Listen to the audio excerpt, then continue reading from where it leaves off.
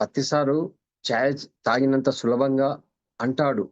ఎవరికి అంటే కఠినమైన సాధన చేసేవాడికి, రోజు వంట చేసేవాడికి కొత్తగా వంట చేస్తే చాలా ఇబ్బంది. రోజు వంటలో ప్రావీణ్యత సాధించిన వాళ్ళకి చాలా సులువు. ఉదయం లేస్తే వాళ్ళు ఏ టైంలో ఏది చేయాలి? ఎలా వండాలి? ముందు ఏది? తర్వాత ఏది? అన్నది వాళ్ళకి అవగాహన ఉంటుంది. అది చాలా సులువు అంటుంది వాళ్ళు. చక చక చక చేసేస్తారు. ఒక గంటలో అన్ని పనులు చేసేస్తారు. అదే జ్ఞాన సాధనలో ఉన్నవాడికి ఆ మార్గాన్ని రోజు అన్వేషణ చేస్తూ ఆ సాధన చేసేవాడికి తాగినంత సులువు అని చెప్పాడు. కానీ సాధనలో ఎన్నో అడ్డంకులుంటాయి. ఎంతోమంది నిలబడగలుగుతారంటే కొంతమంది మాత్రమే నిలబడగలుగుతారు. ఎంతోమంది ఇందులో నుంచి ఎక్కడో ఒక ఇబ్బంది కలుగుతూ ఉంటుంది.